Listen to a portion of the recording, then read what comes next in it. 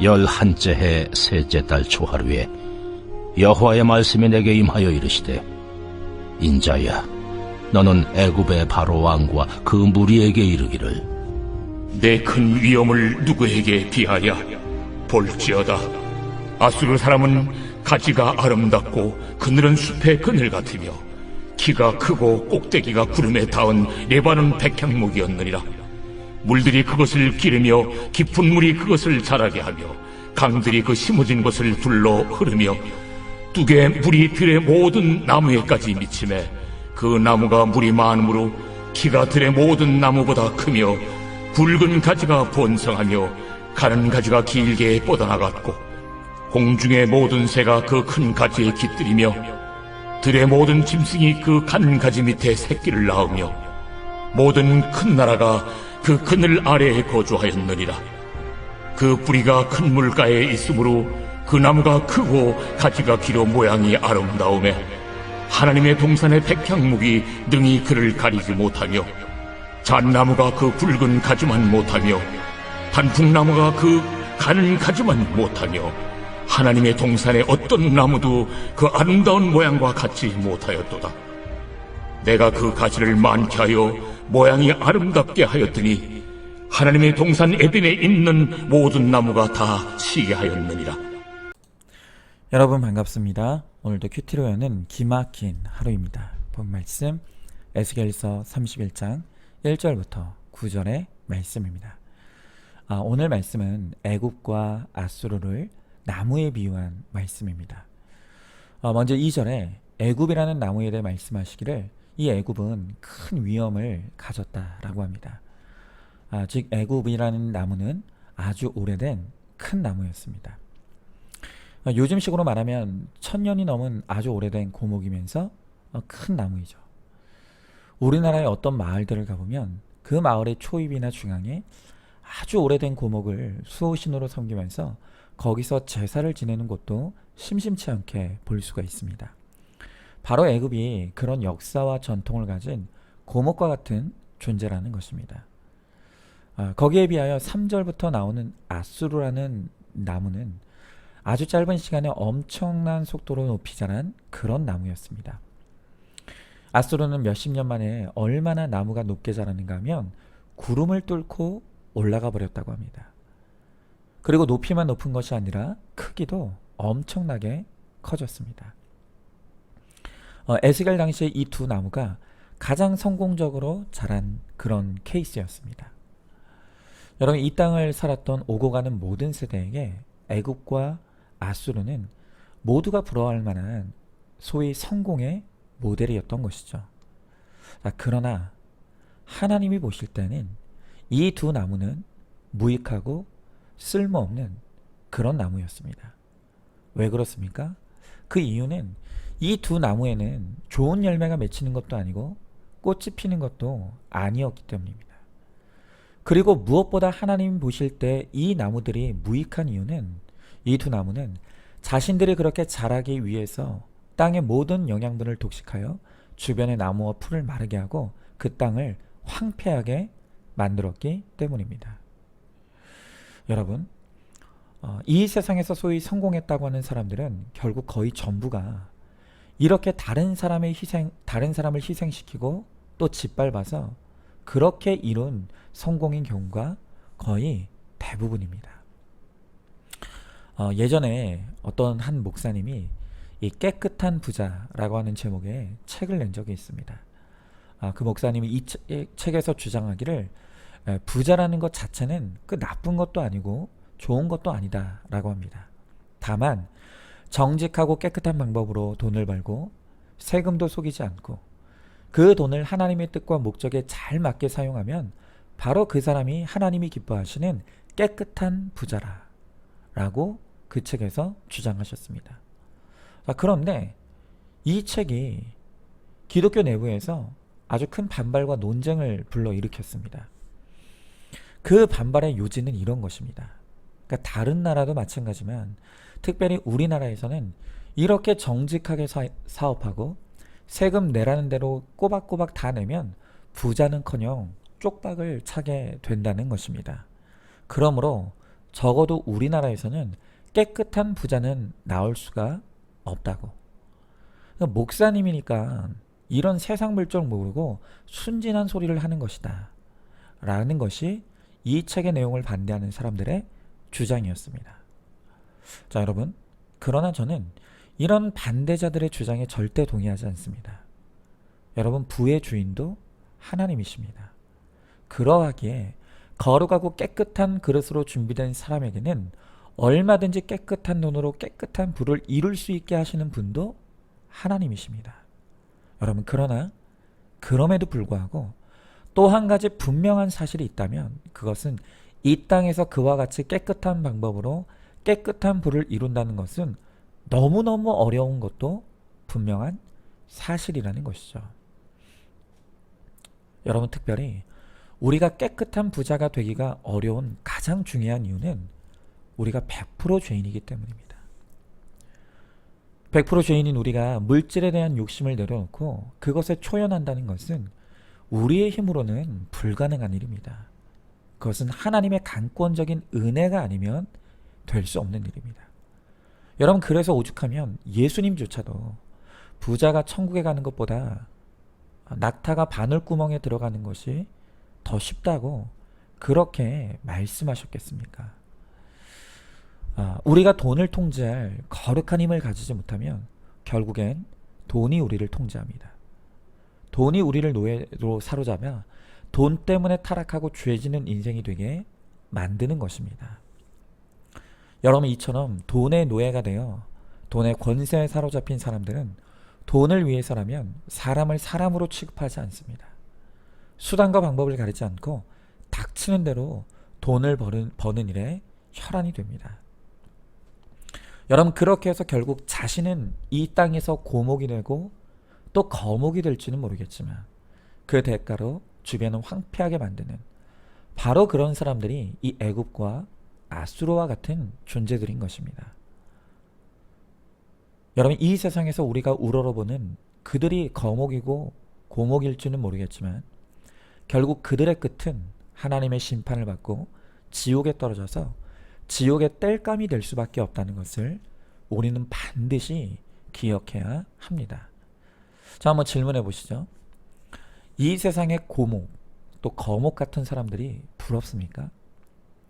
나도 고목이 되기 위해 불신결혼이라도 이 명문가에 시집가고 장가가는 것이 꿈입니까?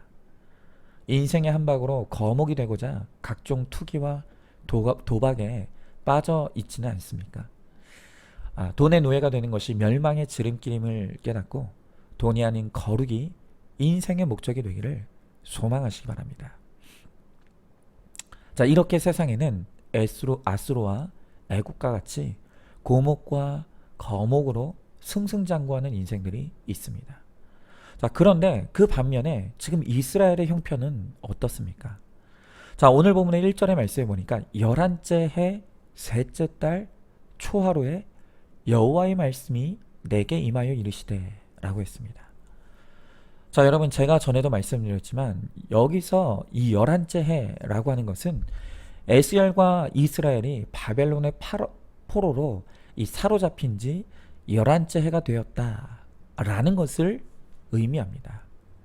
여러분, 이렇게 하나님을 믿지도 않고 따르지도 않는 애국과 아수르는 하루가 다르게 키가 자라고 가지를 뻗어가 명성과 부를 얻어가는데 정작 하나님의 백성인 이스라엘은 쫄딱 망해서 언제 끝날지 모르는 찌질한 포로로 살아가고 있는 것입니다. 여러분, 바로 이것이 이 땅을 살아가는 하나님의 자녀들의 고통입니다.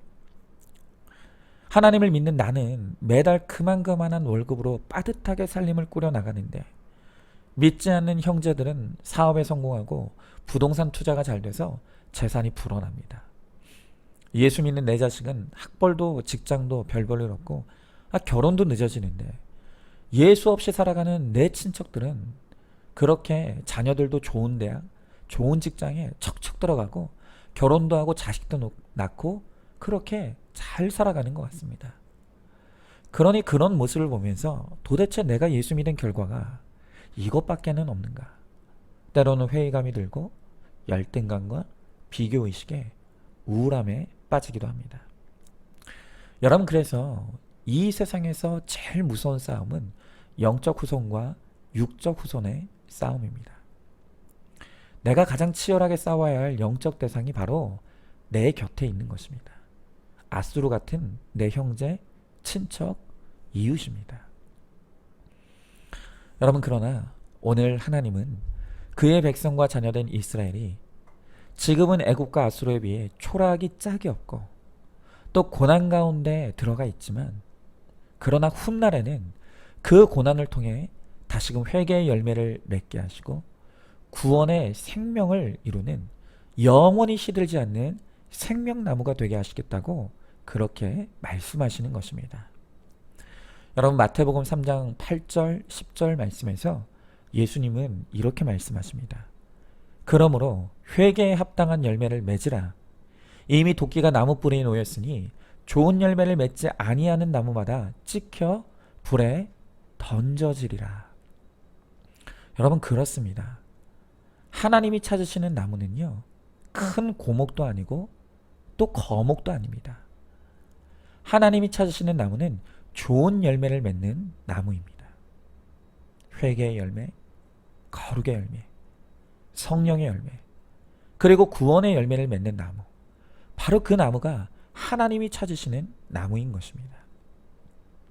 여러분, 그런데 이런 아름답고 복된 열매는 그냥 저절로 맺혀지는 것이 아니죠. 이런 아름다운 열매를 맺는 생명나무가 되기까지는 반드시 견뎌야 할 시간이 있고 거쳐야 할 과정이 있습니다. 여러분, 오늘 이 애국과 아수르를 나무에 비유한다고 했는데, 저는 그렇다면 우리 그리스도인들을 나무에 비유한다면 어떤 나무가 가장 적절할까를 생각해 봤습니다. 그런데 그 가운데 한 가지 떠오른 나무가 있는데, 바로 그것이 인동초입니다. 여러분, 인동초 많이 들어보셨죠? 이 인동초의 이름의 뜻이 무엇이냐면 참을인의 겨울동, 풀초입니다. 말 그대로 인동초의 이름의 뜻은 겨울을 참고 견디어 마침내 꽃을 피우는 나무다 라고 하는 뜻입니다. 여러분, 이 인동초는 온갖 시련을 겪어내면서 대통령이 되었던 고 김대중 전 대통령을 상징하는 식물로 더 알려지고 유명해졌죠. 이 인동초는 매서운 한파가 불어닥치는 한겨울에도 그 잎을 떨어뜨리지 않고 고집스럽게 붙들고 있다고 합니다. 그렇게 인내로 한겨울을 버티고 나면 빨라도 5월은 돼야 첫 꽃봉오리가 맺히게 되고 마침내 꽃을 피우게 됩니다. 그런데 그 한겨울을 버텨내고 피워낸 그 인동초의 꽃이 바라는 향기가 그렇게 향기로울 수가 없다고 합니다.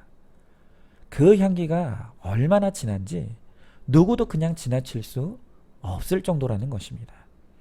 그래서 그 꽃을 따다가 말려서 차로 우려 먹으면 그 차의 향기가 너무 좋다고 합니다. 여러분, 또한 이 인동초의 잎과 줄기는 약초로서도 효능이 너무너무 좋다고 합니다. 얼마나 많은 질병에 효과가 좋은지 다 나열하기도 힘들 만큼 인동초는 약용으로도 널리 쓰이는 그러한 식물입니다. 여러분, 이렇게 인동초는 혹독한 한파를 버티고 견디는 힘든 시간들을 통과하지만 그 시간들을 인내하고 이겨내고 나면 자신의 존재가 다른 사람들을 이롭게 하고 살리는 이 생명의 나무가 되는 것입니다. 여러분, 저는 우리 그리스도인들이 바로 이 인동초와 같은 존재라고 생각합니다. 우리가 한 사람의 그리스도인으로 거듭나기까지 우리가 혹독한 이 고난의 겨울을 견디고 버텨내야 합니다. 통과해야 합니다. 그러나 그 고난의 겨울을 잘 통과하고 나면 어느새 우리 안에 그리스도의 거룩한 향기를 바라게 되고 나의 고난이 다른 사람을 살려내는 약재료가 되는 인생으로 거듭나게 되는 것입니다. 여러분, 그리스도인이라고 한다면, 거룩과 구원을 향해 나아가는 하나님의 자녀라고 한다면 이러한 겨울을 견뎌내는 과정 없이는 아름다운 향기를 바라고 사람을 살려내는 약초와 같은 그리스도인이 될 수 없는 것입니다. 여러분, 저에게도 얼마나 혹독한 시련과 고난의 시간들이 있었는지 아마 여러분들도 아실 것입니다. 그 시간을 통과하는 동안 전 정말로 제 존재가 소멸되는 것 같은 고통의 시간들을 겪었습니다. 그때 제 노력과 의지로 그 시간을 버티려고 했다면 저는 진작에 죽고 말았을 것입니다. 그러나 하나님은 그 시간을 통과하는 저에게 말씀으로 찾아와 주셨고 그 말씀을 통해 깊은 회개와 거룩을 이룰 수 있게 하셨습니다. 그렇게 말씀의 힘으로 버티고 견뎠더니 하나님께서 저를 통해 큐티 목회와 구속사의 복음이라고 하는 이 아름다운 꽃이 피게 하시고 열매를 맺게 하셨습니다. 여러분, 이 모든 열매들은 고난이라는 시간이 아니었다면 절대로 맺을 수 없는 정말로 아름다운 열매들입니다. 혹시 오늘 여러분들 가운데 혹독한 겨울의 시간을 보내고 계신 분들이 있습니까? 그 시간들을 겪는 가운데 그저 버티는 것 말고는 아무런 소망도 방법도 없다고 느끼고 계십니까? 여러분, 그러나 그 겨울의 시간을 견디면서 방법이 없고 길이 없는 것이 은혜입니다.